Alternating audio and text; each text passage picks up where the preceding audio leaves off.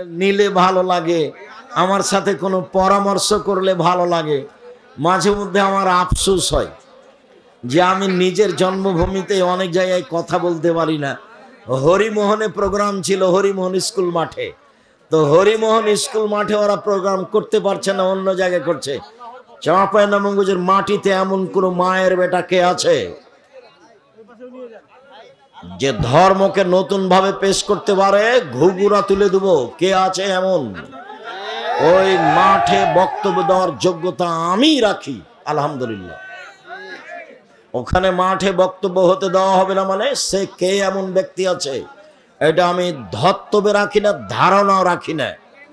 তবে এই জুলুমের অবসান ঘটেছে, আরো ঘটবে। এই জুলুমের অবসান ঘটেছে, আরো ঘটবে। কোন সাহসে তুমি এই কাজ করতে যাও? কোরআন হাদিস তুমি কি বুঝো? তুমি কোরআন হাদিস কি বুঝো? তুমি মুখ দিয়ে শব্দ বের করলে ভুল হতে পারে। তুমি কি বুঝাতে চাও? আমাদের বক্তব্য কেন বন্ধ হবে? কেন হতে দেওয়া হবে না? কোথায় রহস্য? স্পষ্ট করো।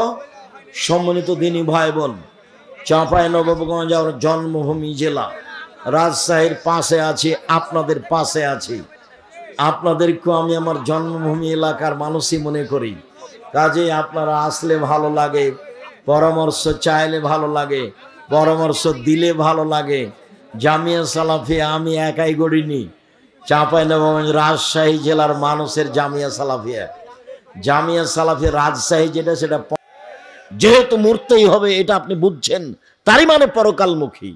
কেন আপনি দোকানে বসে আড্ডা পিটা মানুষের বদনাম করেন? আপনি কি বুঝেন? আপনি কেন বললেন যে ওই চেয়ারম্যান খারাপ? মুখ খুললেন কেন? সাংবাদিক, তুমি কি বুঝো যত কথা লিখেছো তার জবাব কি হবে?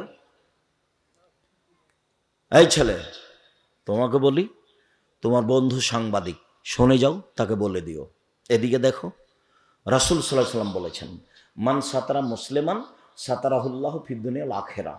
কেউ যদি মুসলমানের দোষ ত্রুটি ঢেকে রাখে তাহলে আল্লাহ ওই লোকটার দোষ ত্রুটি দুনিয়াতেও ঢাকবেন, কিয়ামতের মাঠেও ঢাকবেন, ঢেকে দিবেন। আর একটু দেখো, যে কারো বদনাম করবে না, পেপার পত্রিকায় কারো কথা লিখবে না, মুখ খুলবে না কারো ব্যাপারে, তাকে আল্লাহ বিচারের মাঠে নিয়ে আসবেন। নিয়ে এসে অন্য থেকে বাহু দিয়ে ঢেকে নেবেন, কেউ যেন দেখতে না পায়। নিজে আল্লাহ নিয়ে তার খাতাটাকে দেখাবেন, দেখো তো এই পাপ তুমি চিনতে পারো? দেখো তো এগুলো পাপ চিনতে পারো? জি, এগুলো আমারই পাপ। তো তুমি কি আমাকে কিছু বলতে চাও? জি না, আমি কিছু বলতে চাই না। তো তুমি কি মনে করো যে আমার ফেরেশতারা অন্যায় লিখেছে? জি না, সেটা আমি মনে করি না। তখনও বুঝবে যে আমার নাম, আমি জাহান্নামে চলেই গেছি। তখন আল্লাহ বলবেন, দেখো তোমার একটা স্বভাব ছিল, খাসলত ছিল মানুষের দোষ ত্রুটি ঢেকে রাখা। তুমি যদি মানুষের দোষ ত্রুটি গোপন রাখতে পারো, আমি আল্লাহ তোমার দোষ ত্রুটি গোপন রাখতে পারি না। যাও, তোমার বিচার হবে না, মাফ করে দিলাম তোমাকে, তুমি জান্নাতে চলে যাও। গুণ কি গুণ বলেন তো? কি গুণ? মুহাম্মদ সাল্লাল্লাহু আলাইহি সাল্লাম কিভাবে দোষ ঢেকে রাখতেন সেটা আমি একটু পরে বলছি। আমি একটু বুঝাই গীবত কাকে বলে, বদনাম কাকে বলে। সুদ মহাপাপ, জেনা মহাপাপ, সুদ মহাপাপ। রাসূল সাল্লাল্লাহু আলাইহি সাল্লাম বলছেন, মায়াকুল দিরহাম রিবা ওয়া আলম আসাদ মিন সিত্তাতি সালাসিনা জিনিয়া। কেউ যদি জেনে শুনে 1 টাকা সুদ খায়, 36 বার জেনা করে যত পাপ হবে, 1 টাকা সুদ খেলে তার চেয়ে বেশি পাপ হবে। যেটা মানুষ দিনরাত করছে। কিস্তি তুলেছেন কেন? এই ছেলে, তোমার মা কিস্তি তুলেছে কেন? খালা বলে ডাকতে বলো না যে তোমার এটা খাবো না, প্রয়োজন আমি ভিক্ষা করে খাবো। ভিক্ষা করে খাওয়া কেন? মানুষের বাড়িতে কাজ করে খাওয়া। আমি ভিক্ষা করার কথা বলি তোমার বাপকে খাটো করার জন্য। তোমার বাপ তোমার জন্য কেন যৌতুক নিবে কেন? তখন আমি কষ্ট পেয়ে বলেছি, বাপ বেটা ভিক্ষা করে খাও। যৌতুক নিয়েছো কেন? আগামীকাল সন্ধ্যা হতে হতে যৌতুক ফেরত দিতে হবে। দিন মজুরি করে থাকো, মোটরসাইকেল নিলে কেন? বলে আমাকে খুশি হতে দিয়েছে। বেটা, তোমার শ্বশুর মোটরসাইকেলটা ফকিরকে দেয় না কেন? তাহলে তো বোঝা যায় খুশি হয়ে দেয়। তোমার স্বভাব খারাপ। তোমার বাপেরও স্বভাব খারাপ। পরের দেওয়া মোটর সাইকেলে গড়ে বেড়াও আর এগুলো বদনাম করে বেড়াও। দেখি আবদুল্লাহর শ্বশুর বলুক তো দেখি, আবদুল্লাহর শ্বশুর, আব্দুর রহমানের শ্বশুর, আব্দুর রহিমের শ্বশুর, বাবার ক্ষমতা নাই আমার সামনে মুখ খুলতে পারে, মুখ খোলার সাহস রাখে না, মানে ওর ধারে কাছে যেতে পারবে না। বিশ্বাস করো আল্লাহর অশেষ রহমত, আমি আমার জীবনে কোনোদিন সভাপতি, সেক্রেটারি, মসজিদের কে দায়িত্বশীল তাকে হিসাব করে আমার জীবনে আমি কোনোদিন একটা বাক্য বলিনি। আমি আমার মতো বলি, সুলি হবে না ফাঁসি হবে সে ভেবেছেন, আমি কোনোদিন করিনি। আমি মুসলিম চির রণবীর, মরণকে করি না ভয়, মরলে শহীদ বাঁচলে গাজী, উভয়ই সমান, মরলেও জান্নাত বাঁচলেও জান্নাত, উভয়ই সমান। পিছনে হটে কোনোদিন কথা বলার প্রয়োজন মনে করিনি। আমার মনে হচ্ছিল সারা বাংলাদেশে আমি একাই আছি যে করোনার 5 পয়সা দাম দিনে। বিমানবালা মেয়েটা বলছে মাস্ক লাগান, আমি যে ধৈর্য ধারণ করো, মাস্ক লাগান, যে ধৈর্য ধারণ করো, মাস্ক লাগান, ধৈর্য ধারণ করো। খুব যখন বাড়াবাড়ি বলছে তখন আমি বলছি তোমার মালিকের তোমাকে চাকরি দেওয়া ঠিক হয়নি। আমি যখন উঠি বিমানে তখন আমার মুখে মাস্ক ছিল না, তুমি দেখনি, আমাকে উঠালে কেন? আমি আব্দুর রাজ্জাক বিন ইউসুফ মাস্ক দিয়ে ভাগ্য বাড়াতে রাজি নই, যা হবে হবে। ঢাকাতে এক লোককে দেখতে গেছি, তো ওর ছেলে আর মেয়ে 2 জন আছে। তো আমাকে বলছে হুজুর ভিতরে যান না, দয়া করে ভিতরে যান, এভাবে বলছে, হুজুর দয়া করে ভিতরে যান না, আমার আব্বার পাশে যান না। তো বলছি দেখো তোমার বাপের গায়ে হাত দিয়ে দুয়ো পড়ে যাব, যদি মরে যায় আমি করোনায়, তাহলে আমি বলবো না তোমার বাপের কারণে মরেছি, এটা আমি বলবো না। আমি বলবো পৃথিবী সৃষ্টির 50,000 বছর পূর্বে আমার নামে করোনা লেখা হয়েছিল, তাই আজকে ধরেছে, এটা আমি বলবো। কেন? রাসূল সাল্লাল্লাহু আলাইহি ওয়াসাল্লাম বলেছেন যেদিন পৃথিবী সৃষ্টি করেন আল্লাহ, তার 50 বছর আগে মানুষের 4টে জিনিস আল্লাহ লিখে দিয়েছেন। এক হায়াতাহা, তার জীবন, মাউতাহা, তার মরণ, ও রিজকাহা, তার রুজি, ও মাসাইবাহা, তার রোগ ব্যাধি, করোনা। 4টে জিনিস লিখা হয়েছে। তোমার মায়ের পেটে আসার কত আগে, পৃথিবী সৃষ্টির 50,000 বছর আগে 4টা। 1 মরণ, 2 জীবন, 3 রুজি, 4 রোগ ব্যাধি। নতুনভাবে কিছু ঢুকবে না এখানে। তা আমি সাহসারা হব কেন? যে লোকটার করোনার যে অবশিষ্ট আছে ওখানে ফেলে দিচ্ছে, আর একজন ফকির তুলে খাচ্ছে, ওর করোনা ধরে না, আর আমি না পাশে গেলে বলে করোনা ধরে নিবে। পাগল বানালছে যারা ওষুধ তৈরি করেছে তারা, এরাকে সব পাগল বানাচ্ছে, এদেরকে সব টিকা মিকা দিয়ে এদেরকে সব বিকলাঙ্গ করছে। এইসব পথে যেতে হবে না। পথ আমি কোনোদিন বলিনি যে ইহুদি খ্রিস্টানদের অধীনে থাকতে হবে, ওদের গোলাম হয়ে থাকতে হবে, এটা আমি কোনোদিন বলিনি। পথ আছে, গরিব মানুষ, আমি মানুষের বাড়িতে কাজ করে খাবো, আমি কাজ করে খেতে বলিনি, আমি বলেছি চকলেটের ব্যবসা। চকলেটের ব্যবসা বলে আমি চকলেটের ব্যবসা করতে বলিনি, আমি বলেছি সবচেয়ে কম পয়সার ব্যবসা। বুঝাতে পারলাম না কথা? চকলেটের ব্যবসা মানে সবচেয়ে কম পয়সার ব্যবসা। লোন নিয়ে ব্যবসা করতে রাজি নই, লোন নিয়ে ব্যবসা করতে রাজি নই। রাসূল সাল্লাল্লাহু আলাইহি ওয়াসাল্লাম প্রত্যেক সালাতে সালাম ফেরার পূর্বে বলতেন ওয়াউযু বিকা মিনাল মাসামি ওয়াল মাগরাম, তোমার কাছে বাঁচতে চাই বড় পাপ হতে, তোমার কাছে বাঁচতে চাই ঋণ কর্জ হতে, তোমার কাছে বাঁচতে চাই বড় পাপ হতে, তোমার কাছে বাঁচতে চাই ঋণ কর্জ হতে, তোমার কাছে বাঁচতে চাই বড় পাপ হতে, তোমার কাছে বাঁচতে চাই ঋণ কর্জ হতে। আল্লাহ রাসূল এভাবে বলতেন সালাম ফেরার পূর্বে। আর আল্লাহ রাসূল বলতেন এই শোনো, এই জানাজা এ লোকের ঋণ আছে নাকি? বলে জি আছে, তা আমি গেলাম। আল্লাহ রাসূল ঋণ থাকা লোকের জানাজা পড়াতেন না, ওর জানাজাই নেই। তোমার বাপ ব্যাংকে ঋণ নিয়ে ব্যাংকের চাকরি করে, লোন পেয়েছে 50 লক্ষ দিয়ে বাড়ি করেছে, লিফট দেওয়া আছে, তোমরা সবাই উঠছো আর নামছো, খুব খুশি, তোমার মা খুশি, তুমিও, তোমার বোনও খুশি, সবাই মিলে খুশি। তো তোমার বাপের জানাজা হবে না যে? বলে মুন্সিকে দিয়ে করে নিও। দুনিয়া তো এরকমই, মুন্সিকে দেখ করে নিতেই পারো। 5,000 50,000 টাকা দিলে আমাকে বলে তো একটা আমি কাছে আছি, আব্দুর রাজ্জাক সাহেব, আমার আব্বার অনেক টাকা আছে ব্যাংকে, 5 কোটি টাকা দিব, আপনি জানাজাটা করে দেন।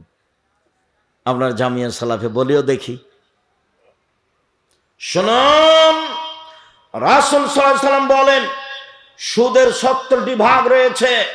সবচেয়ে ছোট ভাগ হলো মার সাথে জেনা করলে যেমন পাপ হয়। সুদের পাপের 70টি ভাগ রয়েছে। ছোট ভাগ হলো মার সাথে জেনা করলে যেমন পাপ হয়। সুদ মহাপাপ, সুদ মহাপাপ, সুদ মহাপাপ। কোটি কোটি টাকা সুদ খেয়ে আজকে বলছি ভুল হয়েছে, আর কোনোদিন সুদ খাবো না, লেনদেন বন্ধ করলাম, তুমি আমাকে মাফ করো। আল্লাহ বলবেন ঠিক আছে, করলাম। এখন দোকানে বসে আড্ডা পিটে কারো বদনাম করেছ, ক্ষমা চাও দেখি, হবে না। আল্লাহ তো বলছেন হাদিসে কুদসি, মা দাওতানি রাজাওতানি, আদমের ছেলে মেয়ে শোনো, তুমি যেভাবে ডাকো আমি সেভাবে থাকি, তুমি যেভাবে বলো আমি সেভাবে শুনি, তুমি যেভাবে ডাকো আমি সেভাবে শুনি, তুমি যেভাবে বলো আমি সেভাবে মানি। আমি পরোয়া করি না তুমি কত বড় পাপী, আমি পরোয়া করি না তুমি কত বড় পাপী, তুমি ক্ষমা চাইলে আমি ক্ষমা করে দিই। আমি পরোয়া করি না তুমি কত বড় পাপী, তুমি যেভাবে বলো আমি সেভাবে থাকি, তুমি যেভাবে ডাকো আমি সেভাবে শুনি, ক্ষমা চাইলে ক্ষমা করে দিই। আমি পরোয়া করি না তুমি কত বড় পাপী। আদমের ছেলে মেয়ে শোনো, তোমার পাপ বেশি হতে হতে হতে যদি আকাশে লেগে যায় পাপ আর পাপ, এরপরে যদি তুমি আমাকে বলো আমার ভুল হয়েছে, আমি তোমাকে ক্ষমা করে দেব। আমি পরোয়া করি না তুমি কত বড় পাপী, আমি পরোয়া করি না তুমি কত বড় পাপী, তুমি যেভাবে ডাকো আমি সেভাবে থাকি, তুমি যেভাবে বলো আমি সেভাবে শুনি, তুমি ক্ষমা চাইলে আমি ক্ষমা করে দিই। এই কথা আল্লাহ বলছেন। তবে ঋণ ব্যতীত, বদনাম, মানুষের সাথে জড়িত পাপ ব্যতীত, মানুষের সাথে জড়িত পাপ মানুষের কাছ থেকে ক্ষমা নিতে হবে, অন্যথায় বিচারের মাঠে নেকি দিয়ে বুঝিয়ে দিতে হবে। সেদিন সব ছেলে বসো, মহান আল্লাহ বলেন ওয়াইলুল লিকুল্লি হুমাজাতিল লুমাজা, সামনে বদনাম করে যে, পিছনে বদনাম করে যে, ও সুনিশ্চিত জাহান্নামে যাবে। গীবাতের ফলাফল জাহান্নাম। জুবাইর ইবনে মুতঈম রাদিয়াল্লাহু তাআলা আনহু বলেন রাসূল সাল্লাল্লাহু আলাইহি সাল্লাম বলেছেন, লা ইয়াদখুলুল জান্নাতা কাত্তাতু ফিরাতিন নামাম, চগলখড়ি করে যে সে জাহান্নামে যাবে, বদনাম গীবত করে যে সে জাহান্নামে যাবে। রাসূল সাল্লাল্লাহু আলাইহি সাল্লাম বলেন, পৃথিবীর মানুষ শুনে রেখো, বদনাম মহাপাপ, গীবত মহাপাপ। বিচার মাঠে সবচেয়ে নিকৃষ্ট জঘন্য মানুষ হবে যে মানুষের বদনাম এখানে একটা বলে ওইখানে আর একটা বলে, এ হবে সবচেয়ে খারাপ মানুষ। রাসূল সাল্লাল্লাহু আলাইহি সাল্লাম বলেন, পৃথিবীর মানুষ শুনে রেখো, যারা মানুষের বদনাম গীবত করে বিচারের মাঠে তাদের মুখে হবে 2টা আগুনের জিহ্বা। মুখে 2টা কি হবে? আগুনের জিহ্বা। অবাক অবস্থা। রাসূল সাল্লাল্লাহু আলাইহি সাল্লাম বলেন, পৃথিবীর মানুষ লা তুজুল মুসলিমিনা, মানুষের বদনাম গীবত করে মানুষকে কষ্ট দিও না। ওয়ালা তুআইরুহুম, তোমরা তাদের নিন্দা করো না। ওয়ালা তাত্তাবি আওরাতিহিম, তোমরা কারো পিছে পড়ো না। ওমাই ইয়াত্তাবি আওরাতা আখিহাল মুসলিম, কেউ যখন কারো বদনাম করে ইয়াত্তাবিউল্লাহু আওরাতাহু, তখন আল্লাহ তার বদনামের পিছনে লেগে যান। আর আল্লাহ যার বদনাম করেন তাকে আল্লাহ ধ্বংস করেই ছাড়েন। ও যদি মানুষের বদনাম করে তার বাহনের উটের পেটে ঢুকে যায়, তবু আল্লাহ তাকে বদনাম করেই ছাড়বে না। এই ছেলে বলো তো দেখি, তুমি মানুষের বদনাম করলে তোমার বদনাম কে করবে? আল্লাহ। মানুষের বদনাম করে যদি তুমি পাথরের মধ্যে ঢুকে যাও বা তোমার উটটার পেটের মধ্যে ঢুকে যাও, তবু তোমাকে আল্লাহ সেখানে অপমান করবে। এর নাম বদনাম, এর নাম গীবাত। রাসূল সাল্লাল্লাহু আলাইহি সাল্লাম বলেন, আমাকে জিবরাইল মেরাজে নিয়ে যাচ্ছেন উপরে, দেখি অনেক মানুষ তাদের লম্বা লম্বা নখ, তামার নখ হাতে, একমেশুন ওজুহম সুদুরাহম, মুখকে এভাবে খামচা মেরে ধরছে, গোস্ত তুলে ফেলছে, বুকে এভাবে খামচা মেরে ধরছে, গোস্ত তুলে ফেলছে। আমি বললাম, জিবরাইল মান হাওলা, এরা কারা যারা নিজেদের নখ দিয়ে মুখ এবং বুকের গোস্ত তুলে ফেলছে, এরা কারা? তখন আল্লাহ জিবরাইল বলছেন, শুনেন, আল্লাযীনা ইয়াকাউনা ফি আরাজিন নাস, এরা হচ্ছে ওরা যারা মানুষের বদনাম গীবাত করত। আপনি মহিলা মানুষ, এই মেয়ে চলে গেছো নাকি, গল্প করছো নাকি? মুখ বন্ধ করো। উপস্থিত বৈঠকের দিনই বোন, আপনি মুখখান বন্ধ করেন। এই মেয়ে, কথা বলছো কেন? আপনি একটু মুখখান বন্ধ করেন। মহিলাদের স্বভাব, এক কেজি চাউল কর্জ নিতে গেছে, ধার নিতে গিয়ে বলছে, বুবু শুনেছ কি হয়েছে? বুবু শুনেছ কি? বলে কি? তো একটু চাউলটা দাও বলছে। আরে বল না আগে কি হয়েছে, আগে বদনামটা শুনবে তারপরে। মহিলা মানুষ বদনাম দিয়ে তার জীবন চলে, মানুষের গীবাত দিয়ে তারা জীবন চলে। যে মহিলা আপনার বাড়িতে এসে কারো বদনাম করতে চাচ্ছে, আপনি বলেন মুখখান বন্ধ করেন, আমি কারো বদনাম, আপনাকে চাউলই দিব না, যান। আপনাকে ভালো লাগবে। ও কার বদনাম শুরু করেছে? যে আপনার শত্রু তার। ও কার বদনাম শুরু করেছে বলেন তো দেখি?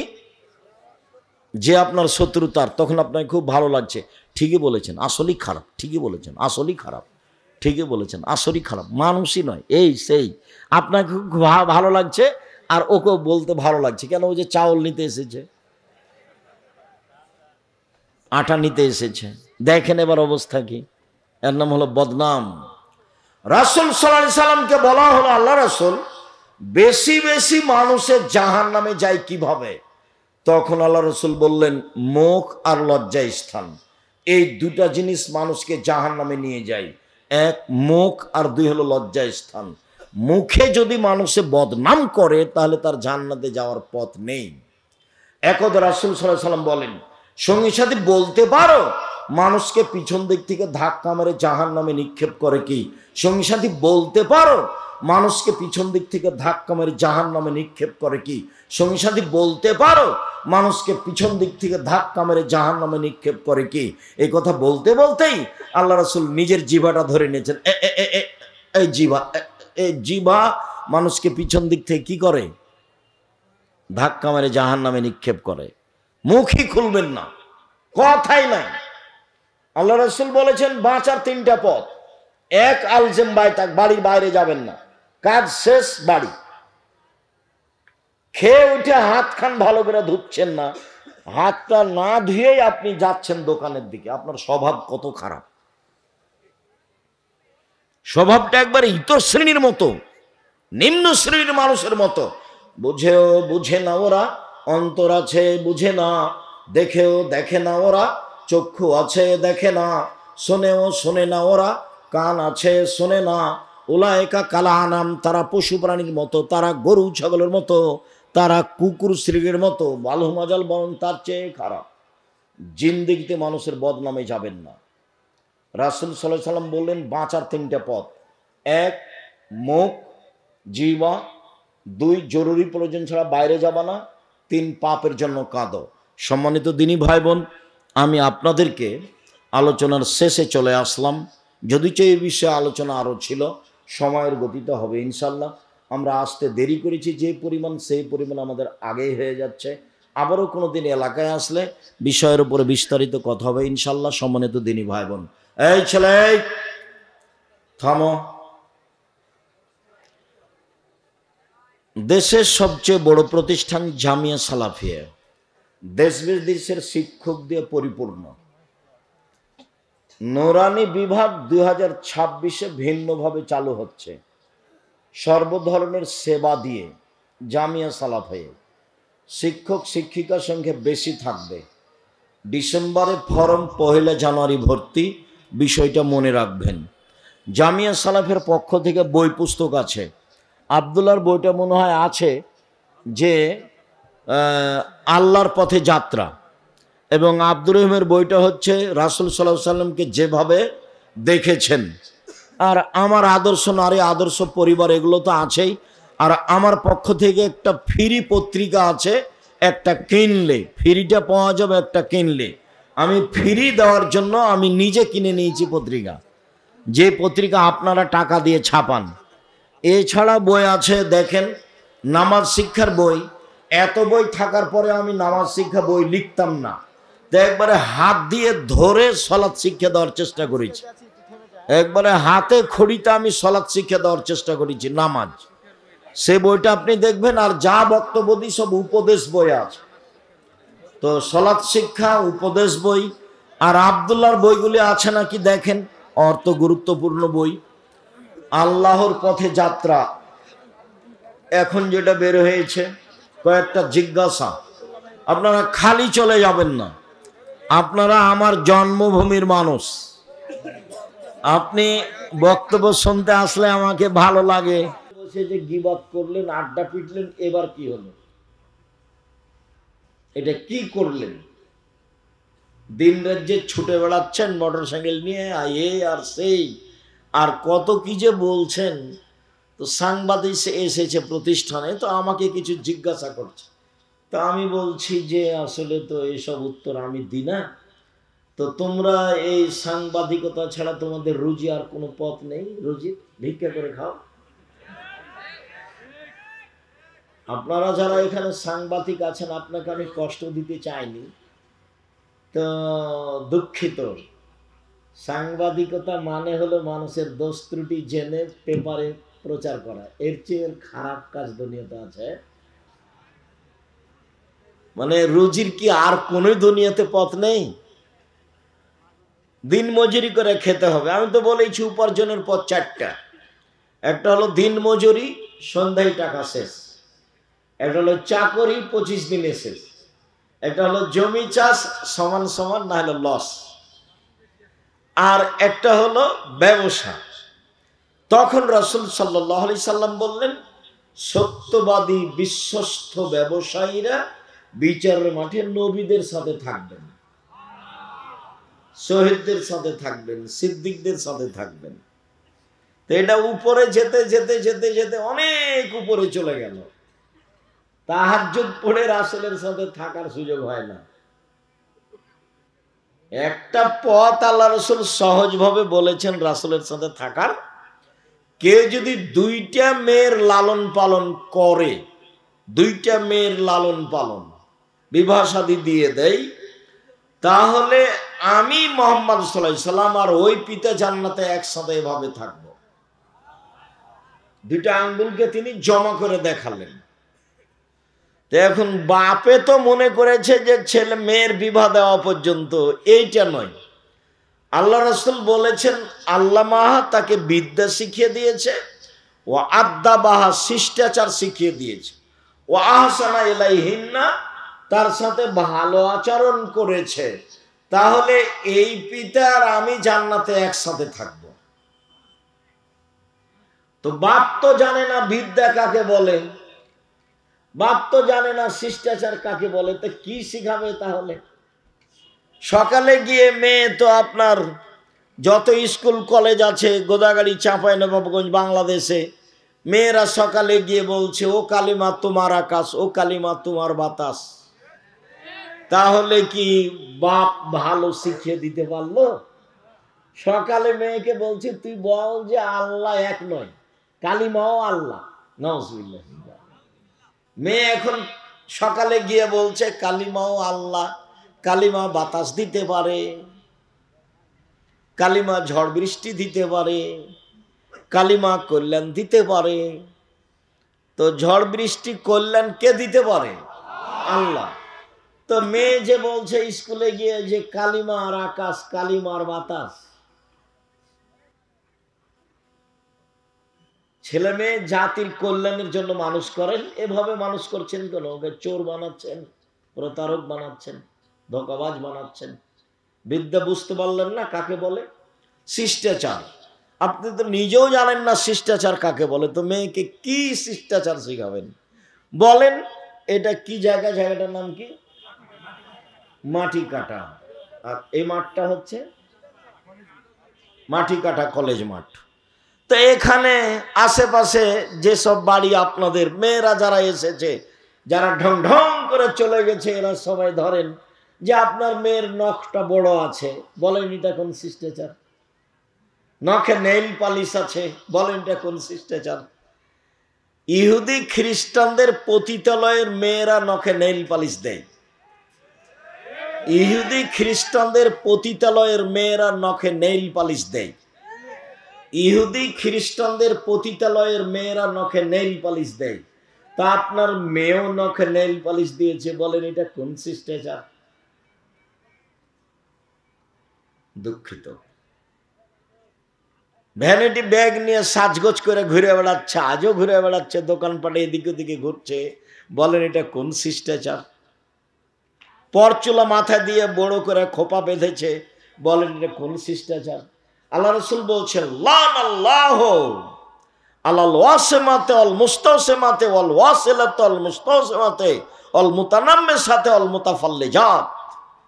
যেসব মেয়েরা উল্কি করে তাদের উপরে অভিশাপ, যেসব মেয়েরা পরচুলা ব্যবহার করে তাদের উপরে অভিশাপ, যেসব মেয়েরা ভুরু তুলে চিকন করে তাদের উপরে অভিশাপ, যেসব মেয়েরা দাঁত ছিলে চিকন করে তাদের উপরে অভিশাপ, যেসব মেয়েরা বেরসিয়ার পোষে নিজেকে কম বয়সের দেখায় তাদের উপরে অভিশাপ, যারা উঁচা স্যান্ডেল পরে নিজেকে লম্বা দেখায় তাদের উপরে অভিশাপ, যারা এসব ঢং অবলম্বন করে তাদের উপরে অভিশাপ।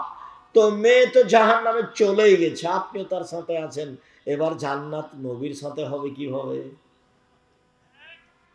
এইভাবে মেয়ে মানুষ করে হবে? মেয়ে তো আপনার, মেয়ে কি হিন্দুর? ফ্যাশন বোরকা পরে ঘুরে বেড়াই, ওই আপনার গোদাগাড়ি বাজারে যায়, মহিষাল বাড়ি বাজারে যায়। আপনার মেয়ে তো হিন্দুর নাকি মেয়ে? ও কি ইহুদির মেয়ে? ও কি খ্রিস্টানের মেয়ে? শরম পাচ্ছেন কেন? শরম পাবেন কেন? আপনি তো বাপ, আপনাকে তো আমি বাপ মনে করি। যদি আমি দুঃখে বলি যে আপনাকে যেন বাপ না বলে, আব্বা না বলে, চাচা বলে, এটা আমার দুঃখ, এটা আমার আফসোস। এটা আমি বহুদিন থেকেই বলছি যে আপনার মতো স্ত্রীকে ওই মেয়ে যেন আপনার স্ত্রীকে যেন মা না বলে, বলবে খালা। কেননা তো মা হিসাবে দায়িত্ব পালন করেনি। যদি করে তাহলে আজকে এভাবে ও নিচু মানের মেয়ে কেন? ওই তো ও নিম্ন শ্রেণীর মেয়ে কেন? ও রাস্তাঘাটের মেয়ে কেন? ও পতিতালয়ের মেয়ে সাজতে যায় কেন? ও ফ্যাশন বোরকা পরে কেন? ও নোংরা পোশাক পরে কেন? ও বেহায়া ঘুরে কেন? ও চুল চলে কি করে? পুরুষ পোশাক পরে কেন? ওটা মা নয়, ওকে খালা বলা অপরাধ, আপনাকে বাপ বলা অপরাধ। নিজের মেয়েকে পোশাক পরাতে পারেননি, বাপ বলছেন আপনি? কি হিসেবে আপনি বলেন? আব্দুর রাজ্জাক সাহেব, আমার 2টা মেয়ে আছে, লালন পালন করেছি, বিবাহ দিয়েছি, তাহলে আমিও নবীর সাথে থাকবো? কথা তো ঠিক, কিন্তু মেয়ের যা অবস্থা তো জাহান্নামে চলেই গেছে। ইয়া মাসার নিসা তাসাদ্দাকনা ফাইন উরিতুকুন্না আকসালাহানিন নারে। হে মহিলারা শোনো, তোমরা দান করে জাহান্নাম থেকে বাঁচো, তোমাদের অধিকাংশ নারী জাহান্নামী। জাহান্নাম বলতে নারী আর নারী, জাহান্নাম বলতে নারী, জাহান্নাম বলতে শুধু নারীকেই বুঝায়, মহিলাকেই বুঝায়। যদিও মহিলাদের জান্নাতে যাওয়া সহজ পথ, 4টা কাজ করলে জান্নাতে চলে যাবে। 1 5 ওয়াক্ত সালাত, 2 রমজান মাসের সিয়াম রোজা, 3 স্বামীকে মেনে চলা, 4 জেনায় লিপ্ত না হওয়া, জান্নাতের সব দরজা খোলা। পথ অধিক সহজ করে রেখেছেন আল্লাহ রাসূল। কিন্তু আপনি যে জান্নাতে রাসূলের সাথে থাকবেন, আপনার মেয়ের অবস্থা কি? ও কেন বাজারে গেল? আপনি কি মরে গেছেন? ওর গায়ে, ওর হাতে এখনো একটা ভ্যানিটি ব্যাগ আছে, ওটা কেন ওর তার সাথে? ওটা কেন? ও কেন বাজারে যায়? ও কেন এভাবে চলে? ও কেন কাপড় কিনতে যাবে? ওর বাপ মরেছে, ওর শ্বশুর মরেছে, ওর ভাই মরেছে, ওর বোনের ছেলে মরেছে, ওর ভাইয়ের ছেলে মরেছে, একই দুনিয়াতে থাকে, ও যায় কেন? ওর শরম হয় না কেন? ওর হায়া হয় না কেন? ওর লজ্জা হয় না কেন? ওর শরম হয় না কেন? এর ইতস্তবোধ হয় না কেন? ও নিজেকে মনে করে না কেন যে আমি মহিলা? নিজে মনে করে না কেন? কেন মনে করে না? আয়েশা রাদিয়াল্লাহু তাআলা আনহা বলেন, আমি পায়খানা টয়লেটে গেছিলাম দূরে, এসে দেখছি জনগণ সব চলে গেছে, আমি এখন একাই, আমি বসে আছি। সাফওয়ান ইবনে মুআত্তাল আমাকে দূর থেকে দেখে বুঝতে পেরেছেন। তিনি আমাকে দেখে চিনলেন কি করে? পর্দার আয়াত নাযিল হওয়ার আগে তিনি আমাকে দেখেছিলেন। আমি ছিলাম হালকা পাতলা মেয়ে। হাদিসে বোঝা যায় তার রূপের অভাব ছিল না, তবে অবশ্যই তিনি সারার মতো সুন্দরী ছিলেন না। পৃথিবীর সবচেয়ে সুন্দরী মহিলা হচ্ছেন ইব্রাহিম আলাইহিস সালামের স্ত্রী সারা। তবে তিনি সাফিয়াকে নিজের চেয়ে সুন্দরী মনে করতেন। কাজেই মাঝে মধ্যে তিনি বলতেন, হাসবুকালিন নিসা হাসবুকালিন নবী সাফিয়া কাদা ওয়া কাদা। আপনি সাফিয়ার অত সুন্দরী গুণ বলেন কেন? যে সাফিয়া সুন্দরী মহিলা, সাফিয়া এই মহিলা, আরে সাফিয়া তো একটা খাটো মহিলা, আপনি তার এত প্রশংসা করেন কেন? এইটা আয়েশা রাদিয়াল্লাহু তাআলা বলেন এবং বুঝতে পারতেন যে সাফিয়ার কিছুটা সুন্দরী গুণ আমার চেয়ে বেশি আছে, এটা তিনি আঁচ করতেন। যখন এভাবে বলেছেন আরো তো একটা খাটো মহিলা, আপনি তার প্রশংসা করছেন, তখন আল্লাহ রাসূল বলছেন, হে আয়েশা লাকাদ কুলতে কালিমাতাল্লাহ মাজাজাত বিহাল বাহরুল্লাহ মাজাজাতু। আয়েশা, তুমি যেই কথা বললে, এই কথা যদি সাগরে ফেলে দেওয়া হয় তাহলে সাগরের পানি ঘোলা হয়ে যাবে। তুমি খাটো বলেছ, বদনাম হয়েছে, সেটা আমার পরের কথা। এখন কথা হলো এই যে আপনি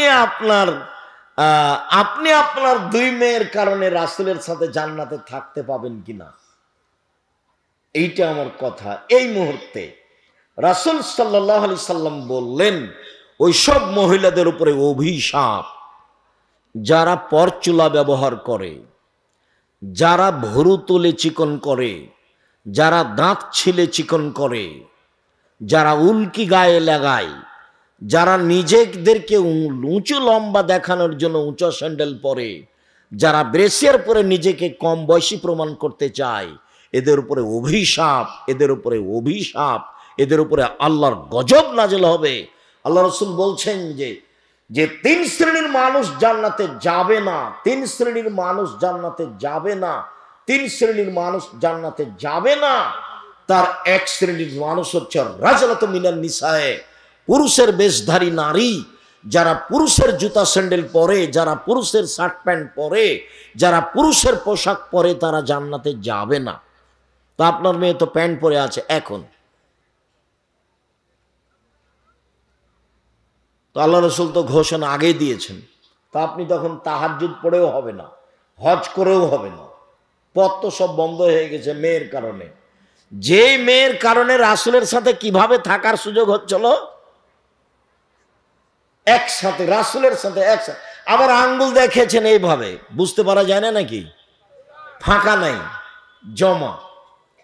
আবার বলেছেন কে যদি ইয়াতিম লালন পালন করে, ইয়াতিম, তাহলে সে লোক আর আমি জান্নাতে এভাবে থাকবো। বুঝা যায় না? একটু ফাঁকা। আর যদি দুইটা মেয়ের লালন পালন করে, তাহলে আমি আর সেই পিতা জান্নাতে একসাথে। তো এবার তো আল্লাহ রাসূল বলছেন যে ও মেয়ের কারণে জাহান্নামে চলে গেছে। তাহলে কি হলো? বাপের পরিচয় দেন, বাপের মতো পরিচয় দিয়ে জীবিকা নির্বাহ করেন। ওই মেয়েকে ভুল পথ থেকে ফিরাতেই হবে যে কোনো মূল্যে, যে কোনো মূল্যে। আর সেদিনও বলে গেছি বাপের পরিচয়, বাপ কাকে বলে। আবারও বলি, সংক্ষিপ্তভাবে বলি, আবু বকর সিদ্দিক রাদিয়াল্লাহু তাআলা আনহু মেরে দিলেন মেয়েকে। আবু বকর সিদ্দিক রাদিয়াল্লাহু তাআলা আনহু পৃথিবীতে সবচেয়ে দামি মানুষ নবী রাসূল ব্যতীত। আয়েশা রাদিয়াল্লাহু তাআলা আনহা পৃথিবীতে সবচেয়ে দামি মহিলা। মুহাম্মদ সাল্লাল্লাহু আলাইহি সাল্লাম পৃথিবীতে নবী রাসূল নির্বিশেষে সবার চেয়ে দামি মানুষ। আবু বকর সিদ্দিক মেয়েকে মেরে দিলেন, বিবাহদারী মেয়েকে মারলেন, পূর্ণ যুবতী মেয়েকে মারলেন, জামাইয়ের সামনে মারলেন, সবচেয়ে বড় মানুষে মারলেন, সবচেয়ে বড় মহিলাকে মারলেন, সবচেয়ে বড় মানুষের সামনে মারলেন, বিবাহদারী মেয়েকে মারলেন, পূর্ণ যুবতী মেয়েকে মারলেন, জামাইয়ের সামনে মারলেন, দিন দুপুরে মারলেন, খোলা মাঠে মারলেন, 1400 মানুষের সামনে মারলেন, সবচেয়ে বড় মানুষে মারলেন, আবু বকর সিদ্দিক রাদিয়াল্লাহু তাআলা আনহু মারলেন, সবচেয়ে বড় মহিলাকে মারলেন, আয়েশা রাদিয়াল্লাহু তাআলা আনহাকে মারলেন, সবচেয়ে বড় মানুষের সামনে মারলেন, মুহাম্মদ সাল্লাল্লাহু আলাইহি সাল্লামের সামনে মারলেন, জামাইয়ের সামনে মারলেন। শুধু জামাইয়ের সামনে নয়, জামাই যখন মেয়ে বেটির উরু রানের উপরে মাথা দিয়ে ঘুমিয়েছিলেন তখন মেরেছে। বুঝাতে পারিনি কথা? জামাই আমাদের দেশে তো মারতে যাওয়া বহু দূরের কথা। শ্বশুর যদি দেখে যে জামাই মেয়ের উরু রানের উপরে মাথা দিয়ে ঘুমিয়ে আছে, তাহলে পাল্টা এভাবে ঘুরে যাবে, মানে যাওয়াই যাবে না ওইদিকে। পরিবেশটা আমাদের দেশের এরকম। তা আয়েশা রাদিয়াল্লাহু তাআলা আনহার উরু রানের উপরে মাথা দিয়ে ঘুমিয়ে আছেন মুহাম্মদ সাল্লাল্লাহু আলাইহি সাল্লাম। সবচেয়ে বড় মানুষ ঘুমিয়ে আছেন, সবচেয়ে বড় মহিলার কোলে ঘুমিয়ে আছেন, সবচেয়ে বড় মানুষে মারছেন, জামাইয়ের সামনে মারছেন, বিবাহদারী মেয়েকে মারছেন, পূর্ণ যুবতী মেয়েকে মারছেন, হাত দিয়ে মারছেন, বাপে বেটিকে মারছেন। বেটি কোনোদিন বাপের কাছে বড় হয় না, 7 ছেলের মা হলেও একবারে পিটিয়ে ফাটিয়ে দিতে হবে। 19-20 দেখলেই এর নাম বাপ। আয়েশা বলছেন ফাল্লাকা জানি লাকসাতান শাদীদা, এত জোরে আমার বাপ আমার কোমরের উপরে মারলেন, কোমরের উপরে, যে আমার স্বামী আমার উরু রানের উপরে মাথা দিয়ে না ঘুমালে আমি মায়ের কারণে দূরে সরে যেতাম, এত জোরে মেরেছেন। আমি নিজেকে টিকিয়ে রাখার চেষ্টা করেছি যাতে করে আমার স্বামীর ঘুম ভেঙে না যায়। স্বামী হচ্ছেন মুহাম্মদ সাল্লাল্লাহু আলাইহি সাল্লাম, আর স্ত্রী হচ্ছেন আয়েশা রাদিয়াল্লাহু তাআলা আনহা, আর বাপ হচ্ছেন আবু বকর সিদ্দিক রাদিয়াল্লাহু তাআলা আনহু। খোলা মাঠে মেরে দিলেন মেয়েকে, জামাইয়ের সামনে মারলেন, হাত দিয়ে মারলেন, খোলা মাঠে মারলেন, 1400 মানুষের সামনে মারলেন। এত বড় বাপে এত বড় বেটিকে এতগুলো মানুষের সামনে, এত বড় মানুষের সামনে খোলা মাঠে মেরে দিলেন। আর আপনার মেয়েটা ক্লাস 10-এ পড়ে, ঢং ঢং করে পুরুষের পোশাক পরে ঘুরে বেড়াচ্ছে, আপনি তাকে একটা ধমক দিতে পারেন না? আপনার বাপ, আপনার বাপ মরে যাওয়ার চেয়ে বেঁচে থাকার চেয়ে মরে যাওয়া ভালো, বেঁচে থাকার চেয়ে মরে যাওয়া ভালো। আপনার ছেলে মেয়ে লালন পালনের জিম্মেদারি জামিয়া সালাফে নিয়েছে, নিবে ইনশাআল্লাহ, আমি জিম্মেদারি পালন করব ইনশাআল্লাহ। জামিয়া সালাফে প্রায় 500-র অধিক এতিম অসহায় আছে। আপনাদের কালকে যদি আরো 500 সকালে গিয়ে ঢোকে কোনো সমস্যা নাই ইনশাআল্লাহ, আলহামদুলিল্লাহ। কাজে আপনার ছেলে মেয়ের জিম্মেদারি নিলাম আমি, আপনার মতো বাপ বেঁচে থাকা আমি চাইনি। তা আপনি কি করবেন? আপনি আবু বকর সিদ্দিক হন, পিটিয়ে ঠিক করতে হবে। বিবাহদারী মেয়েকে জামাইয়ের সামনে আবু বকর সিদ্দিক মারতে পারেন, আপনি ধমক দিতে পারেন না? ওর কপালে টিপ আছে, নখে নেইল পালিশ আছে, পুরুষের পোশাক পরে আছে, ভ্যানিটি ব্যাগ হাতে করে ঢং ঢং করে ঘুরে বেড়াচ্ছে, আপনি কিছুই বলতে পারেন না? আপনাকে শরম লাগে, আপনাকে তেস্তব লাগে, আপনাকে কেমন কেমন লাগে? কেমন কেমন লাগবে? কেন লাগবে? কেন লাগবে?